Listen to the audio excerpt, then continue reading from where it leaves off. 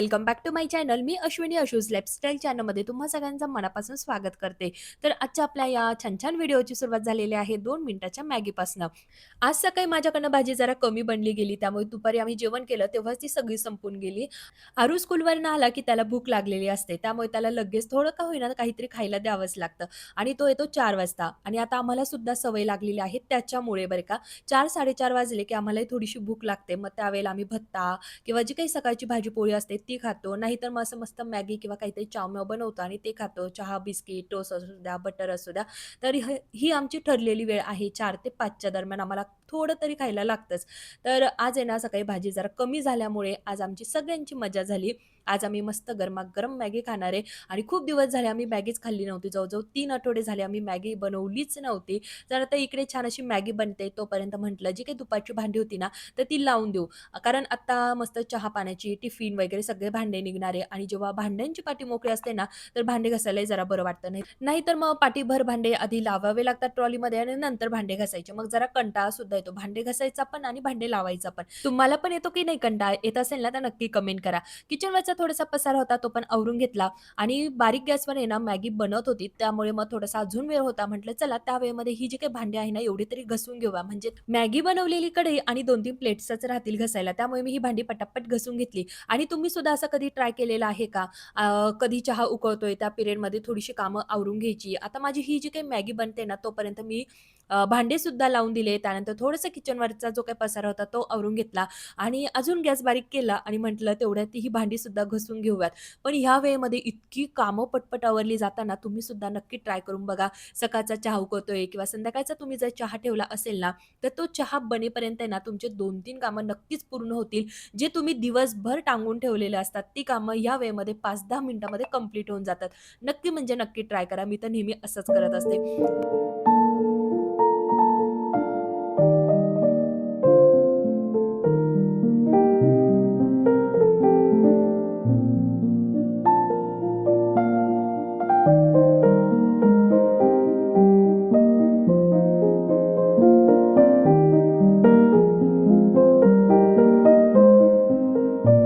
आज मला देवाचे ताट, तांब्यासुद्धा घासून घ्यायचं होतं, तर ते पण मी इथे घासून घेतलं आणि तांब्या, पितळाची भांडी ना जेव्हा आपण घासतो ना, त्यानंतर वापरण्यामध्ये जी मजा येते ना, ती एक वेगळीच राहते बरं का. जर त्यांना असे डाग पडलेले किंवा मग असं काळपटपणा जर आला ना, तर मग ते असे वापरूशी वाटत नाही, फ्रेश वाटत नाही ती भांडी यूज करताना. म्हणूनच मी ही आज तांब्या, पितळाची छोटी-छोटी भांडी जी मी दररोज वापरते ना, तर ती घासून घेतली म्हणजे मला उद्या पूजेला छान वाटलं पाहिजे. तर अरूला आता ट्युशनला जायचं होतं आणि त्याला हे वॉच घालून द्यायचं काम मात्र माझ्याकडेच असतं, कारण त्याला असं फिट व्यवस्थित घालताच येत नाही. तो गेला ट्युशनला. त्यानंतर मी सगळी घरं झाडून घेतली. दोन्ही बेडरूम आणि जे काही किचन आहे त्यामधला जो काही छोटा-छोटा असा पसारा असतो ना दुपारच्या वेळेमध्ये झालेला, तो मी आवरून घेतला वरचे वर आणि नंतर आली हॉलमध्ये. सकाळी तुम्ही कितीही घर आवरून ठेवा, पण मुलं स्कूलवरनं आल्यानंतर घरामध्ये पसारा नाही झाला ना, तर असं होऊच शकत नाही. आणि असं होतं ना, की जाऊ दे स्कूलमधनं थकून आलेली आहे, जाऊ दे खेळू दे आणि आपल्यालाही ते घरामध्ये नसले की करमत नाही. आल्यानंतर त्यांनी काही केलं, किती पसारा घातला तरी आपण त्यांना घालून देतो.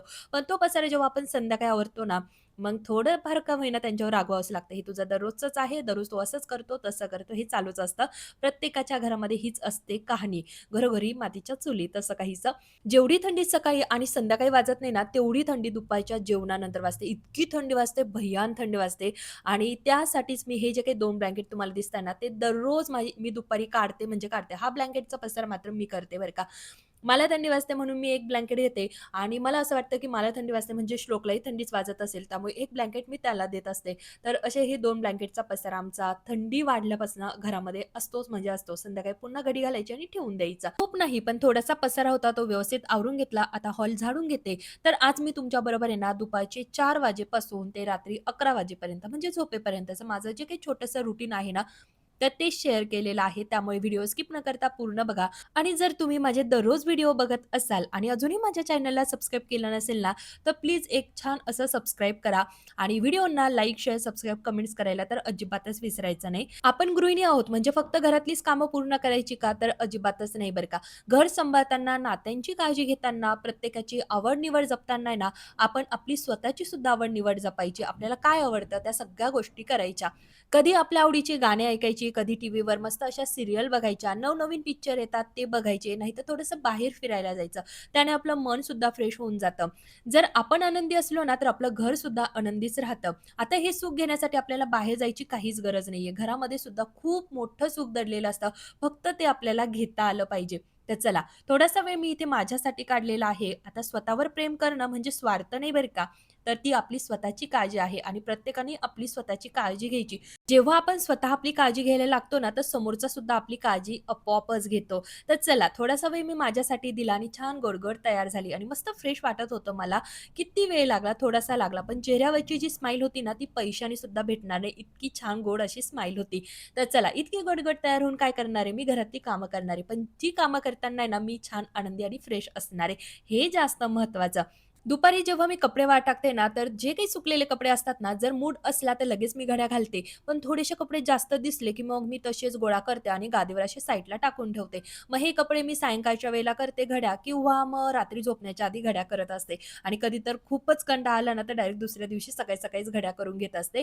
तर असं असतं. कारण हे काम आहे ना, मला खरंच आवडत नाही कपड्यांच्या घड्या घालणं, पुन्हा त्याला त्याच्या जागेवर ठेवणं. आता जागेवर ठेवायचं म्हणजे सुद्धा आहे ना, मुलांचे मुलांच्या कपाटामध्ये, आमच्या कपाटामध्ये सगळं असं ऑर्गनाइज करावं लागतं आणि मला कसंही ठेवलं ना, तर ते माझ्या मनाला काही पटतच नाही. मग करायचं असलं ना, नीटच करायचं, नाहीतर मग तसंच पडून द्यायचं. तर मस्त कपड्यांच्या सगळ्या घड्या घातल्या, ज्याचे त्याचे कपडे ज्याच्या त्याच्या कपाटामध्ये ठेवले. मूड छान होता म्हणून लगेच मी हे काम करून घेतलं. देवपूजा झाली आणि त्यानंतर आली किचनमध्ये.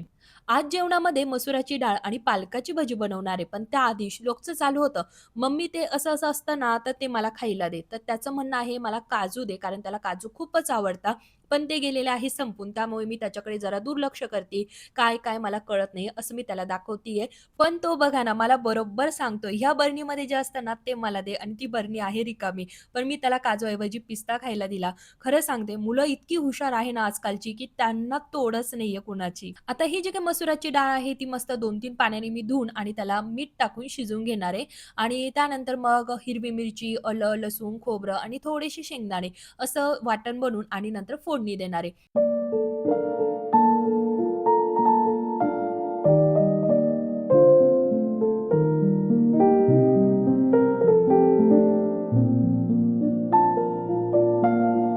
जेव्हा पण घरामध्ये असं भाजीला काही नाही, असा मला जर प्रश्न पडला ना, तर शक्यतो मी असे कडधान्य ज्या काही डाळी-साळी असतात ना, त्याच बनवत असते. आणि मसुराची डाळ जी आहे ना, हिरव्या मिरचीची मस्त शेंगदाणे, खोबरं वगैरे टाकून इतकी टेस्टी लागते ना, तुम्ही सुद्धा एकदा करून बघा. तुम्हाला जर एकदा आवडली ना, तुम्ही नेहमी करतच राहाल. पालकाची भजी मी आजपर्यंत कधीही बनवली नाही. हो, खाल्लेली आहे, पण बनवलेली नाहीये बरं का. आज दुपारी एकदम निवांत होती. मस्त YouTubeवर स्क्रोलिंग चालू होतं आणि त्यामध्ये मला एक रेसिपी दिसली. इतके सुंदर असे त्यांनी पालकाचे भजे बनवलेले होते ना, की काय सांगू आणि ते बघूनच मी आत्ता त्यांचीच रेसिपी पूर्ण इथे ट्राय करतीये. 1-2 इन्ग्रीडियंट नाहीये माझ्याकडे. पण हो, बाकीचे सगळे आहेत. म्हटलं चला आज आपण मस्त पालकाची भजी बनवूया. पालकसुद्धा एकदम ताजा फ्रेश होता. त्यामुळे मी त्याला मस्त असं कट करून घेतलं. 2 कांदेसुद्धा कट करून घेतलेले आहे. पालक मी इथे 2-3 पाण्याने स्वच्छ धुवून घेतला, कारण त्याला थोडीशी माती होती म्हणून 2-3 पाण्याने त्याला स्वच्छ धुवून घेतलं. आता ह्या बाउलमध्ये मी पालक, त्यामध्ये कांदा, आलं, लसूण, हिरवी मिरचीची पेस्ट, त्यावर मीठ, थोडीशी हळद आणि ओवा. यामध्ये त्यांनी कॉर्नफ्लॉवरसुद्धा ॲड केलेलं आहे, जे माझ्याकडे नाहीये. तर ते मी जरा स्किप केलं. तुमच्याकडे जर असेल तर तुम्ही नक्की यामध्ये कॉर्नफ्लॉवर ॲड करा. जर नसेल तर मग स्किप करा.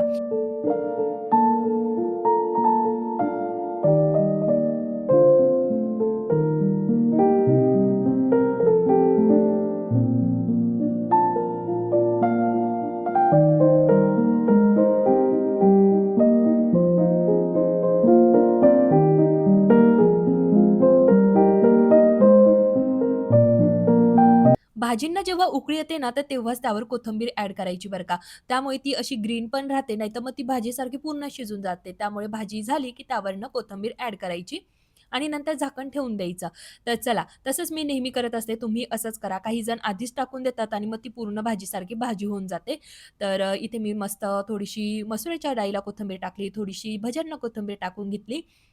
आता हे जे काही पीठ आहे ना, सगळं असं हाताने मस्त एकजीव केलं आणि त्यानंतर असे गरमागरम भजे बनवायला सुरुवात केली. आता हे जे काही भज्यांचं पीठ आहे ना, असं काहीसं दिसतं आणि आरूचं होतं, की मला थोडंसं पीठ दे ना, कशी चव लागते. तर मी त्याला थोडंसं पीठ इथे खायला दिलं. एक भज्यांचा घाणा माझा झाला होता आणि आम्ही टेस्टसुद्धा करून बघितले. इतके छान जबरदस्त असे हे भजे बनलेले आहेत, की काय सांगू. पालकाचे भजे मी फर्स्ट टाईमच बनवलेले आहे बरं का घरामध्ये. पालक पुरी बनवली होती, ती पण खूप छान लागते आणि भजे तर त्याहूनही जास्त छान लागतात. इतके मस्त टेस्टी, टेस्टी बनले होते. मला तर त्याची टेस्ट आहे ना एकदम मंचुरियन सारखीच लागत होती. एकदम असे मस्त मंचुरियन खाल्ल्यासारखं वाटत होतं. तर मस्त आता इथे मी गरमागरम भजे बनवले. थोडेसे भजे मी आत्ता बनवले. अहोंना जरा उशीर होणार आहे आज यायला, त्यामुळे थोडंसं पीठ तसंच ठेवेल. ते आले, की त्यानंतर मी असे गरमागरम कुरकुरीत हे भजे मी बनवणार आहे. थोडंसं कौतुक आपणही त्यांच्याकडनं करून घ्यायचं, असा काहीतरी वेगळा पदार्थ बनवून आणि पदार्थ जर असा छान बनला असेल ना, तर मग कौतुक करून घेणं गरजेचंच आहे. मी आणि मुलांनी इथे जेवण करून घेतलं. मुलांना सॉसबरोबर हे भजे खूप आवडले खायला. तुम्ही पण एकदा ट्राय करून बघा कसे बनता आणि नक्की मला कमेंट करून सांगा. तर चला कसा वाटला व्हिडिओ आवडला तर नेहमीप्रमाणे लाईक, शेअर, सबस्क्राईब, कमेंट्स करा. पुन्हा भेटूया अशाच इंटरेस्टिंग डेली रूटीन व्लॉग्स बरोबर. तोपर्यंत bye bye friends. Take care.